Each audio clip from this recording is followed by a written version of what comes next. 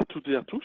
Aujourd'hui, je vais vous parler pendant cette demi-heure du contenu d'un livre ITIL Intermediate qui s'appelle Drive Stakeholder Value. Alors, le contenu de ce livre traite d'un seul sujet, qui est bien entendu structuré en chapitres, etc., n'est-ce pas? ITIL, c'est toujours très structuré, hein? Mais il y a un seul sujet qui est au centre de ce livre, et c'est le parcours du client. En anglais, ça s'appelle The Customer Journey. Et donc, ce sera le sujet de notre webinaire.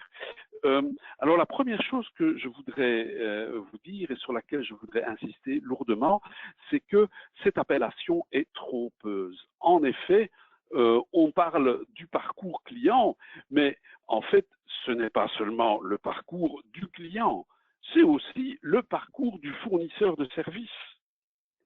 Et ce n'est pas un parcours qui démarre à partir du moment où l'organisation devient cliente et l'autre organisation fournisseur.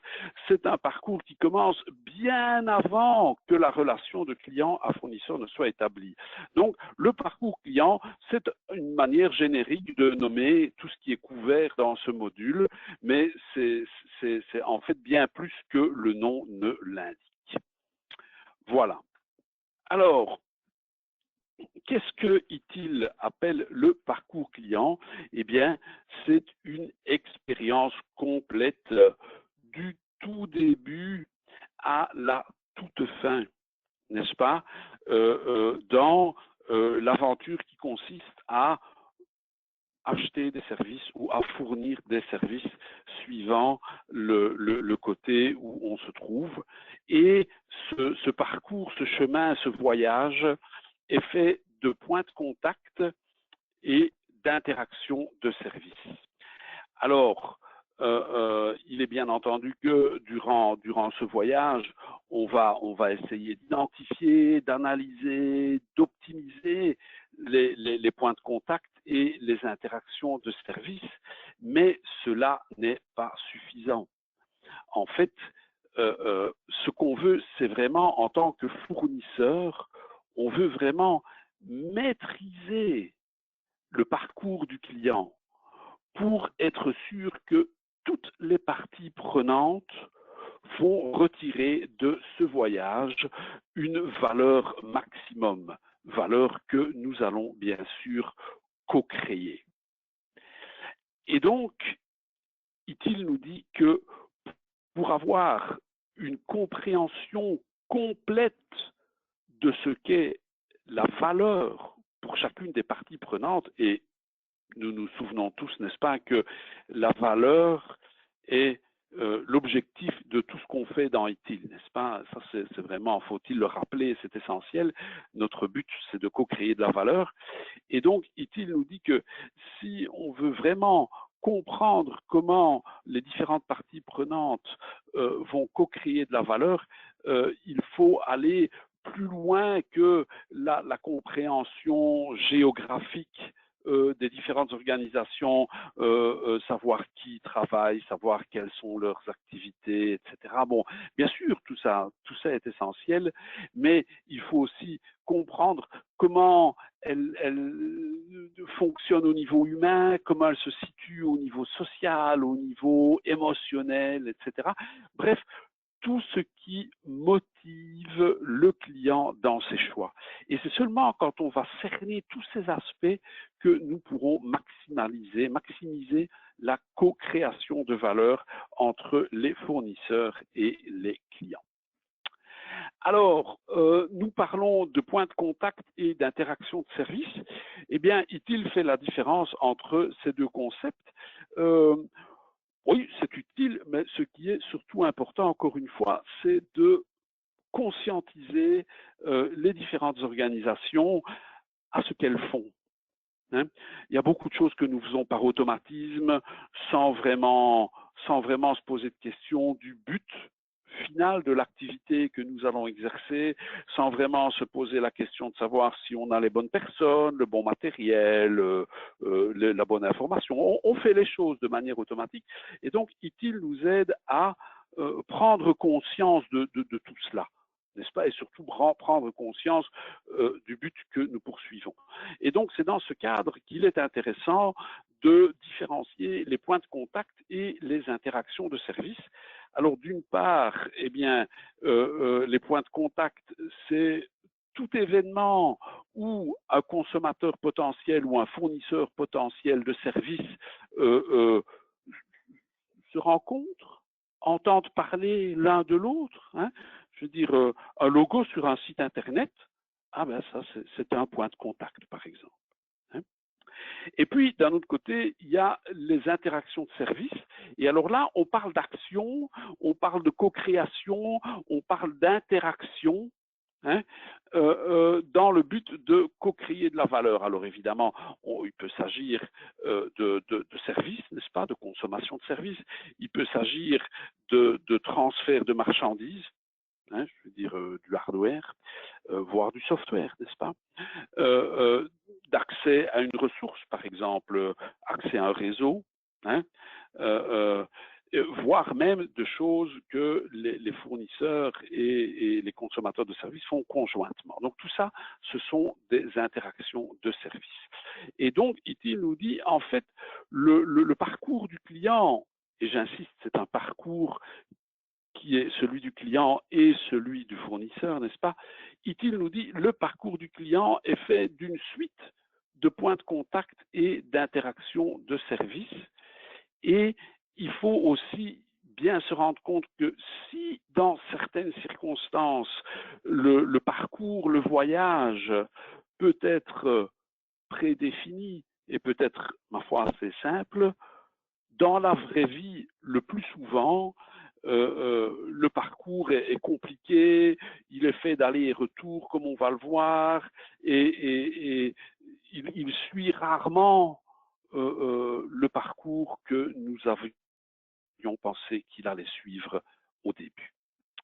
Donc, cela étant dit, nous pouvons aborder la première étape de ce parcours. Et vous voyez dans le bas de l'écran les 7 étapes dans lesquelles ITIL a divisé le parcours du client. Et la première étape est celle de l'exploration. Alors, qu'est-ce que c'est l'étape de l'exploration? Eh bien, du point de vue du client ou du consommateur potentiel, il s'agit d'abord d'identifier les besoins, c'est-à-dire de les mettre clairement sur une feuille de papier, de quoi avons-nous besoin, okay, de les évaluer, d'établir des priorités, et puis après de se dire, tiens, voilà, ce sont nos besoins, quelles sont les solutions, qu'est-ce que nous allons faire nous-mêmes, pourquoi hein, allons-nous faire appel à de l'aide extérieure. Donc ça, c'est le contenu de cette étape d'exploration pour le consommateur. Et alors, d'un autre côté, il y a le fournisseur potentiel de services hein, qui se dit, ah ben, je veux comprendre les besoins de tous ces clients potentiels, n'est-ce pas, tous ces clients qui s'ignorent, pour être sûr que je vais pouvoir leur fournir les services adéquats. Alors, il faut bien, en tant que fournisseur, bien garder en tête que la valeur du service que je pourrais éventuellement offrir à une entreprise client, n'est-ce pas, ne sera réalisée ou ne sera attirante qu'à partir du moment où la valeur qu'ils en retirent est plus élevée que les coûts que moi j'en demande. Et donc la première question à se poser, c'est OK, s'ils faisaient eux-mêmes, combien est-ce que ça leur coûterait? Combien est-ce que ça leur coûterait de ne pas faire appel à mon service? Ça, c'est la première question à se poser dès le début en tant que fournisseur, parce que ça nous permet d'établir une politique de prix cohérente et attirante pour nos utilisateurs potentiels. La deuxième étape de ce parcours est l'étape de l'engagement. Donc, le client a défini ses besoins, le fournisseur, il a exploré le marché, il a vu qu'il y avait des clients potentiels pour des solutions que lui pourrait fournir. Et puis là maintenant, il est temps qu'on se contacte l'un l'autre, qu'on prenne connaissance de l'existence de l'autre et que l'on voit ensemble ce que nous pourrions avoir comme relation. En effet, il est essentiel de comprendre que tout fournisseur, toute fourniture de services, toute consommation de services se fait dans le cadre d'une relation. Alors, une relation, c'est quelque chose qui se construit. Au départ, on ne se connaît pas. Je veux dire que ce soit pour une relation business, pour une relation amoureuse, pour une relation amicale, pour une relation sportive dans un club de sport, toutes ces relations se construisent. Au début, on ne se connaît pas. Et donc, il faut qu'ensemble, on construise la confiance, on construise la compréhension mutuelle, qu'on sache ce que l'on peut attendre de l'autre, n'est-ce pas, et ce que l'on a à lui offrir. Et dans ce cadre, ITIL nous dit, ITIL nous propose de catégoriser, ITIL aime beaucoup de catégoriser, ITIL nous propose de catégoriser les relations dans 3 catégories distinctes. D'une part, les relations de type basique, d'autre part, les relations de type coopérative et enfin, les relations de type partenariat. Alors, quand on s'engage dans une relation de type basique, eh bien, en général, ça veut dire qu'il va y avoir peu d'échanges d'informations, ça veut dire qu'il va y avoir sans doute un seul canal de communication, ok, sans doute un seul contact, sans doute que notre principal motif pour entrer dans cette relation, c'est le prix, ok. Et en général, les relations de type basique sont très faciles à remplacer. Autrement dit, si en tant que consommateur, j'ai un fournisseur avec qui j'ai une relation de type basique, et c'est très bien, n'est-ce pas, il en faut, eh bien, en général, il y a beaucoup d'alternatives sur le marché et je peux facilement m'adresser à un autre fournisseur. Alors, quand on passe à une relation de type coopérative, alors là, on commence à avoir une adaptation des services aux besoins, voire une adaptation des besoins aux services, n'est-ce pas? Pourquoi pas? Et donc, en fait, dans ce type de relation, le fournisseur de services cherche des opportunités d'ajouter de la valeur.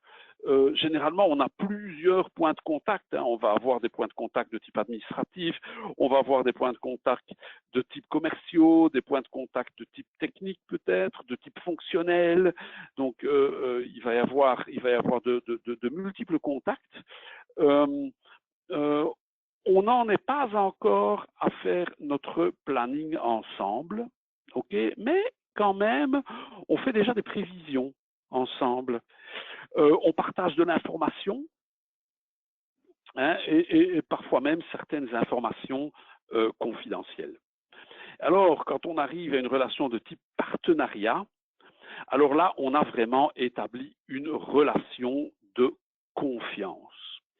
Et on arrive à un point où chacune des parties reconnaît l'importance de l'autre partie. Et c'est à ce moment-là qu'on dit, mais écoutez, sans ce partenaire, je ne serai pas là où je suis.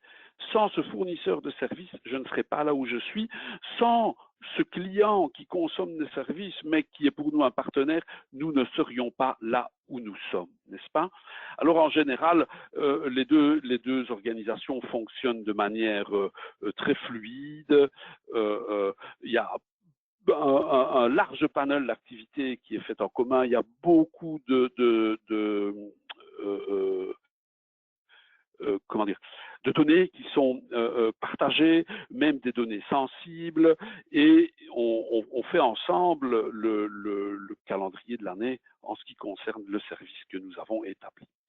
Voilà, donc ça c'est vraiment 3 types de relations distinctes. ITIL nous suggère quand même de savoir dans quelles relations nous nous engageons avec chacun de nos fournisseurs, avec chacun de nos clients, et aussi d'être efficace, n'est-ce pas? Il n'est pas nécessaire d'être partenaire avec tout le monde, hein. Donc il faut bien choisir avec qui nous établissons un partenariat.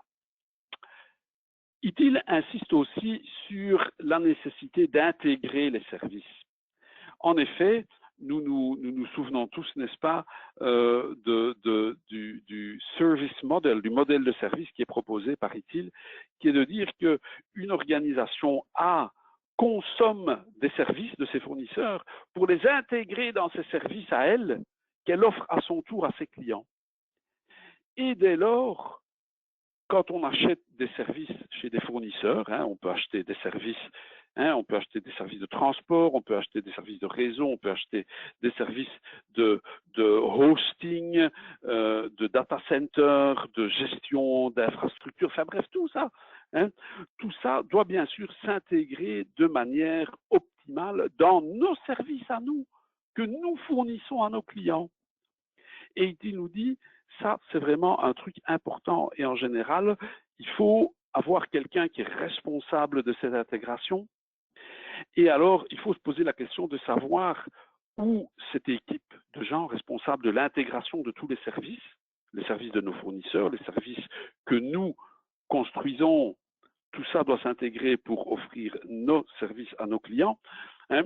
Alors, ITIL nous dit il est bon de se poser la question de savoir si l'équipe qui est responsable de cette intégration va être une équipe interne ou une équipe externe. Ça peut être une équipe externe. Alors parfois, les choses se font d'elles-mêmes. S'il y a un fournisseur qui nous fournit 80% des services techniques dont nous avons besoin, eh bien, sans doute qu'on va aller chez eux chercher une ressource qui va nous s'occuper de l'intégration des services techniques. OK? Alors parfois, c'est un choix plus conscient. Parfois, on fait appel à un fournisseur externe uniquement pour ça, pour l'intégration des services. Donc, ce fournisseur externe a pour seule tâche d'intégrer tous les services dans nos propres services, d'accord? Mais ITIL nous dit cette intégration n'est pas une petite tâche, c'est quelque chose qu'il faut absolument faire et bien faire. L'étape suivante, la 3e étape du voyage, c'est la construction de l'offre. Hein? La confiance est établie, on se connaît, on a vu jusqu'où on pouvait aller ensemble, et donc maintenant, il va falloir construire une offre. Ça veut dire que le futur consommateur de services va devoir exprimer ses besoins de manière claire et précise. Et le fournisseur va devoir concevoir une offre de service qui va répondre à ses besoins. Alors, ça n'a l'air de rien quand on le dit comme ça, mais il faut savoir qu'il arrive fréquemment qu'un fournisseur potentiel de service doive aider un client, un consommateur potentiel de service à exprimer ses besoins de manière claire et précise. En effet, nous ne sommes pas toujours experts techniques dans toutes les matières. Et donc, quelqu'un qui fait de la médecine, quelqu'un qui fait de la loi, quelqu'un qui fait de l'industrie, n'a pas toujours les connaissances techniques pour exprimer des besoins, par exemple, informatiques. Et donc, il faut être bien conscient que parfois, le fournisseur de services potentiels peut être amené à assister le consommateur dans l'expression claire de ses besoins. Mais évidemment, pour ça, il faut qu'il y ait déjà une certaine confiance qui se soit installée. Alors, ITIL nous dit encore que il faut se souvenir, on insiste beaucoup là-dessus dans la formation ITIL 4 Fondation, hein, il faut toujours garder à l'esprit que le but d'ITIL, c'est de co-créer de la valeur. D'accord? Dans tous les diagrammes vus d'ensemble d'ITIL, à droite, il y a la valeur, c'est le but de tout ce qu'on fait. Alors, une fois qu'on a bien intégré ça, on se dit et on se rappelle aussi que la valeur, c'est quelque chose qui change avec le temps. En effet, ce qui pour mes clients a de la valeur aujourd'hui n'en aura peut-être plus demain pour un tas de raisons, parce que la vie change, parce qu'il y a un virus qui nous attaque, parce qu'il y a des technologies nouvelles qui voient le jour, parce que les lois changent pour un tas de raisons. D'accord?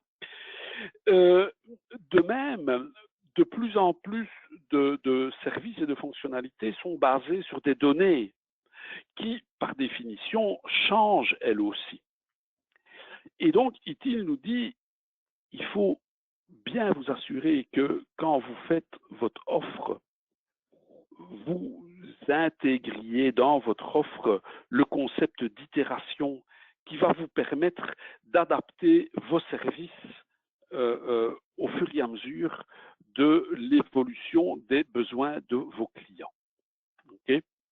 Et ITIL nous dit, on peut s'appuyer sur les principes agiles, hein, et donc on peut commencer par offrir quelque chose de basique, mais qui fonctionne, hein, toujours quelque chose qui fonctionne.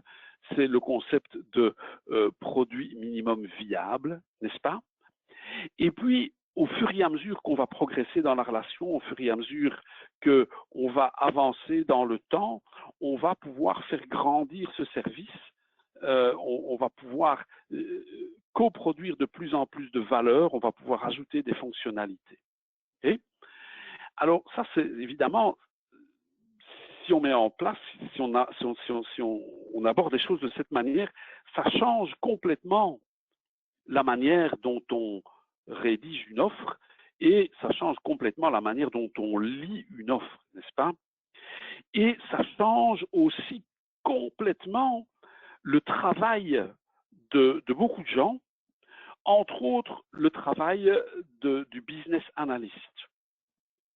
Parce que si on se souvient bien, dans l'approche classique, le business analyst, c'est quelqu'un qui fait une analyse au début, hein, qui rédige un document, qui exprime des besoins fonctionnels, et puis hop, il passe la main aux gens qui vont transformer ces besoins fonctionnels en besoins techniques, et puis après ça, on va développer quelque chose, etc. Mais alors évidemment, si on fonctionne par itération, alors à chaque itération, on va s'assurer que bien sûr on intègre le feedback, le retour de nos clients, et à chaque itération, on va devoir faire une analyse business des besoins que l'on va couvrir par la prochaine version de notre produit. Et donc, ça veut dire qu'à partir de maintenant, par exemple, dans cette approche, le business analyst, eh bien, on en a besoin à chaque itération. Voilà. Ça, c'est un exemple d'un métier qui est lourdement impacté par l'approche itérative et l'approche agile des choses que ITIL nous conseille fortement de mettre en place. Alors, la quatrième étape de ce voyage, c'est l'étape qui s'appelle agree en anglais, c'est-à-dire se mettre d'accord. Et donc, à ce moment-là, eh bien, on va aligner les attentes et définir le périmètre et la qualité du service que nous allons fournir.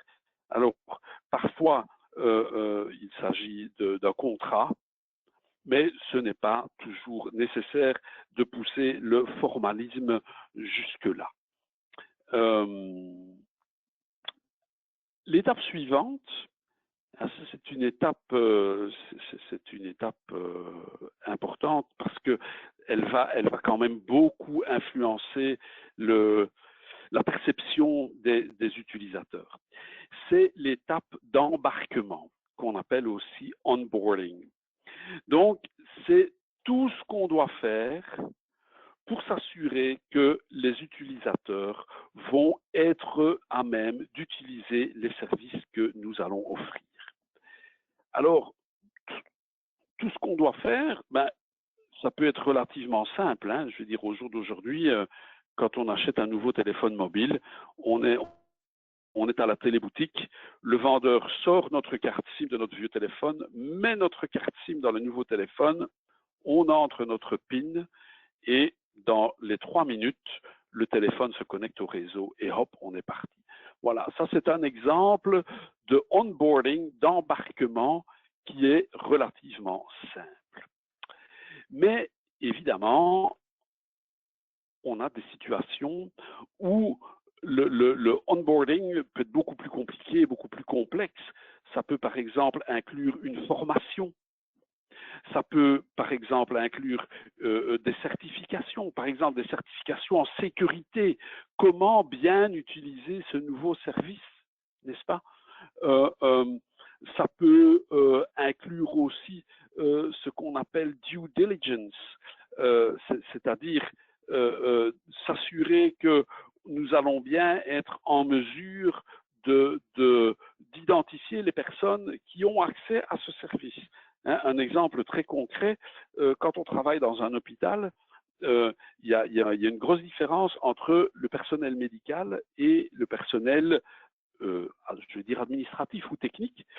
Et le personnel médical, quand ils arrivent à la fin de leurs études, eh bien, ils signent un papier, ils s'engagent à respecter la confidentialité du patient, ils s'engagent, ils font serment d'Hippocrate, etc. Et donc, ça veut dire que si moi j'offre un service à un hôpital, si je sais identifier les gens qui font partie du personnel médical, alors je sais que je peux leur donner accès à mon application. Si j'ai quelqu'un qui ne fait pas partie du personnel médical, alors peut-être que je vais devoir faire d'autres étapes avant de lui donner accès à mon application. Donc, tout ça, ce sont des choses qui font partie du onboarding, hein, et ce sont des activités qui sont importantes parce qu'elles conditionne vraiment la perception que les utilisateurs vont avoir de notre service. Hein.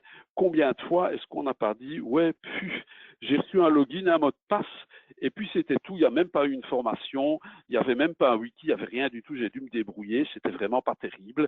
Mais voilà, ça c'est un onboarding qui se passe pas très bien, et donc la perception dès le départ est relativement négative, et ça coûte beaucoup de travail et beaucoup d'énergie pour tourner les choses, retourner les choses de manière positive.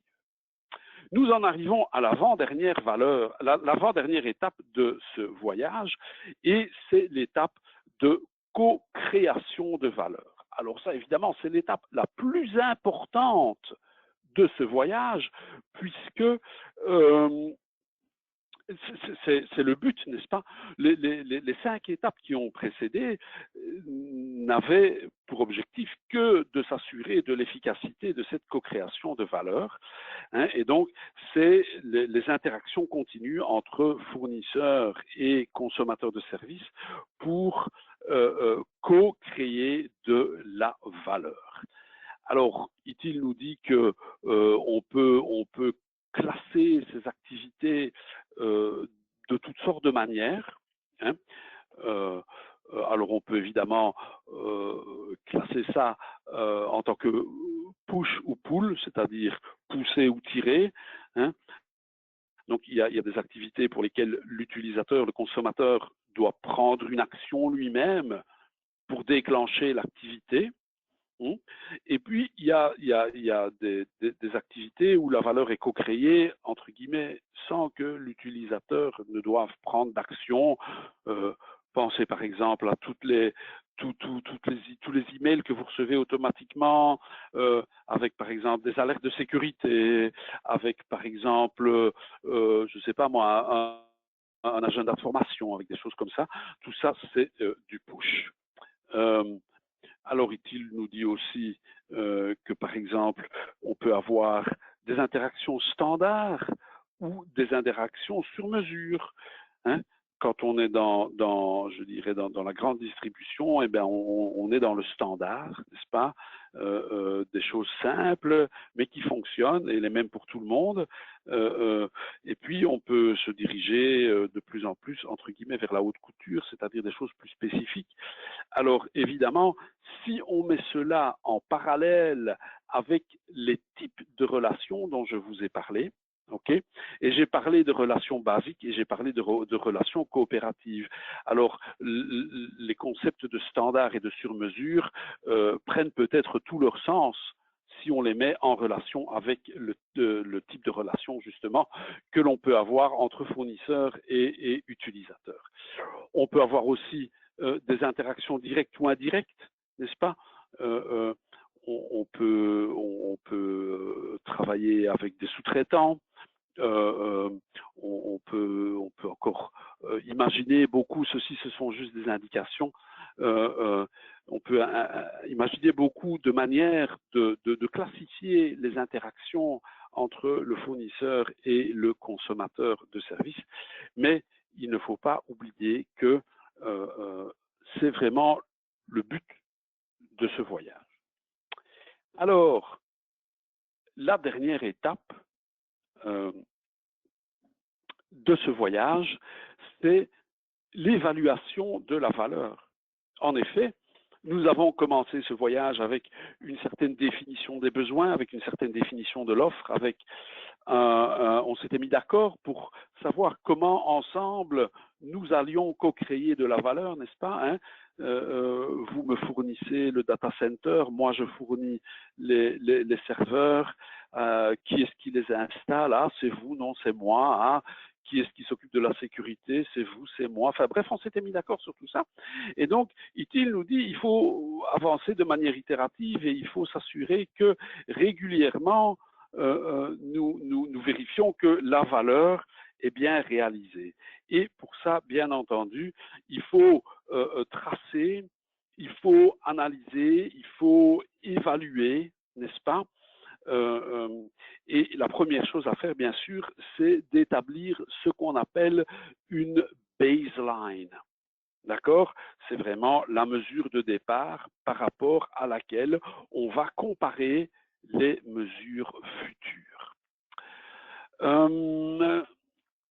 Alors, oui, il faut aussi garder à l'esprit que ce qu'on veut, c'est un équilibre optimal entre les produits que l'on va supporter et les expériences positives d'un côté, tout cela accompagné de coûts, comment dire, que l'on va épargner et de risques que l'on va épargner à nos utilisateurs, puisqu'on va les prendre en charge. Et puis, d'un autre côté, il va y avoir évidemment des expériences un peu moins positives. Il va y avoir aussi les coûts de notre service et les risques de notre service. Et donc, le tout est d'arriver à un équilibre entre ce que nous apportons et ce que nous coûtons à notre client. Et il faut bien être sûr que les mesures que nous allons prendre vont nous permettre d'établir cet équilibre. Et pour cela, ITIL nous propose de mettre en place ce qu'ils appellent la cascade Purpose Objectives Indicators Metrics.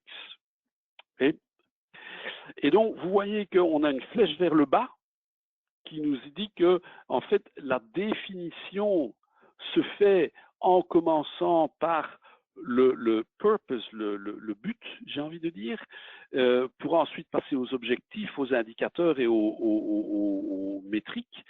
Et l'évaluation se fait de bas en haut, c'est-à-dire qu'on va collecter des données qui seront collectées selon les métriques que nous avons établies. Nous allons rassembler ces métriques qui sont quand même des mesures fortes individuelles, n'est-ce pas, qui ensemble, qui prises une à une n'ont souvent que peu de signification. Hein. Si je vous dis combien il y a d'accidents de la route par mois, oui, c'est cool, mais si je vous dis pas dans quel pays on est, combien de kilomètres de route il y a, combien d'habitants il y a, etc., ben, c'est une mesure qui ne veut pas dire grand-chose. Hein. Alors ces métriques, on va les rassembler en indicateurs qui là vont commencer à avoir une signification. Hein. Et alors, ces indicateurs vont nous permettre de vérifier si nous avons atteint nos objectifs. Et alors, en fait, quand on établit un objectif, eh bien, en fait, on doit se poser la question de savoir ce que serait le succès. Hein? Si je vous offre un service de data center, eh bien, on doit ensemble se poser la question, vous et moi, de dire, ben voilà, qu'est-ce que serait le succès? Qu'est-ce que ce serait un bon service? Hein? Et ça, ce sont nos objectifs. Voilà. Et donc, si on veut, dans la dernière étape, suivre, évaluer correctement la co-création de valeur, ITIL nous dit qu'il est bon de définir des métriques, des indicateurs, des objectifs et un but et de les mesurer et de s'assurer que on fait remonter les données et on peut de cette manière communiquer avec nos utilisateurs pour leur dire si oui ou non nous atteignons nos objectifs.